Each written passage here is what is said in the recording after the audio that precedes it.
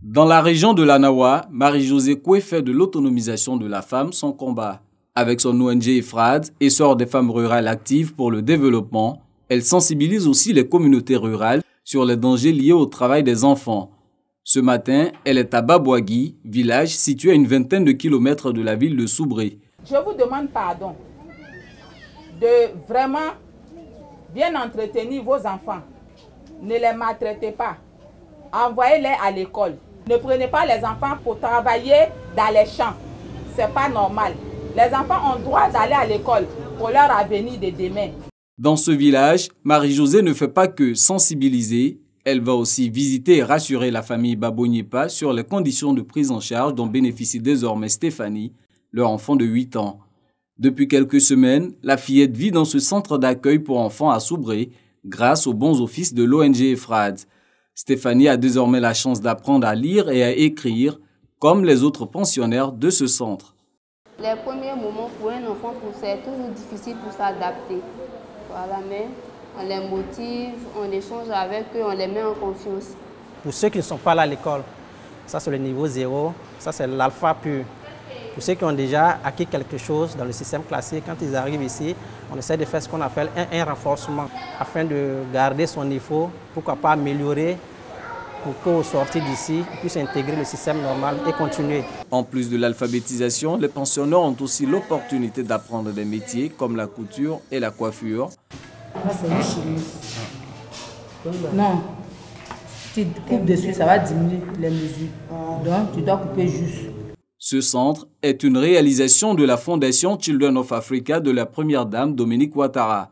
Sa vocation est d'accueillir des enfants en situation de détresse dont l'âge varie entre 5 et 18 ans, des victimes de maltraitance, de négligence, de traite, d'exploitation ou même de pires formes de travail. Pascal était exploité à des fins d'orpaillage. Son calvaire a pris fin lors d'une opération de démantèlement menée par les agents des eaux et forêts. Un monsieur qui m'a vu m'a dit de venir, on va travailler. Je ne savais pas c'est quel travail. On va venir travailler en Côte d'Ivoire ici. Je suis arrivé, je suis trouvé que c'est pour creuser l'or. On se lève 5 h du matin jusqu'à 18 h.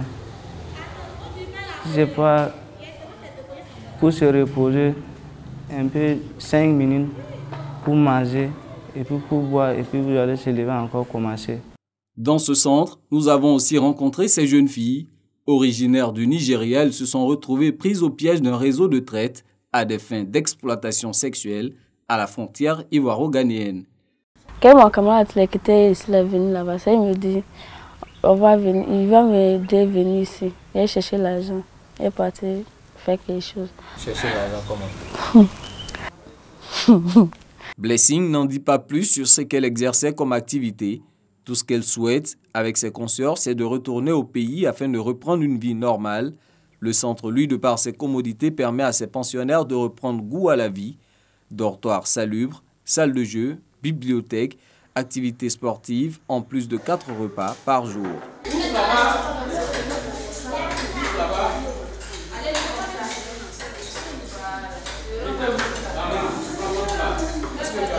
Depuis son ouverture en juin 2018, le centre a reçu une 50aine d'enfants. Le séjour aussi dure 6 mois au maximum, conformément à la loi.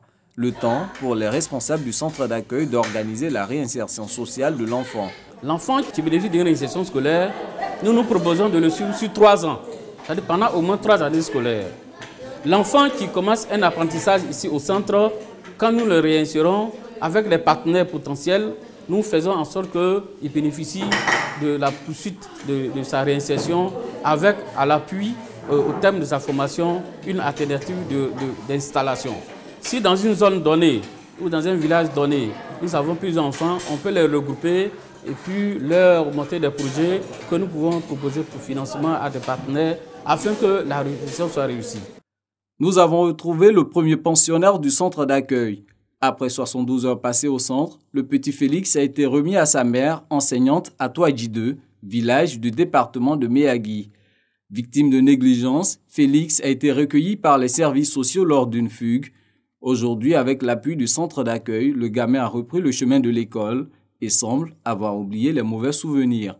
Étant là-bas, j'ai vu que l'enfant s'épanouit. Lui-même, il a dit, même comme ça, à sa grand-mère, quand je vais grandir, je vais bâtir une maison comme ça aussi. En tout cas, il a aimé le coin. Retour à Soubré, capitale de la Nawa. Les terres de cette région produisent à elles seules 40% du cacao ivoirien, un potentiel agricole qui attire les réseaux de passeurs d'enfants. Par le passé, la prise en charge des enfants était le véritable point faible des actions de lutte menées par les travailleurs sociaux. Avant l'avènement de ce centre-là, il était très difficile pour nous lorsque nous avons un enfant dans une situation de vulnérabilité quelconque, que ce soit viol, victime de maltraitance ou de traite. Nous n'arrivions pas à avoir des familles pour les accueillir. Donc c'était vraiment difficile pour nous de pouvoir faire la prise en charge holistique de ces enfants-là.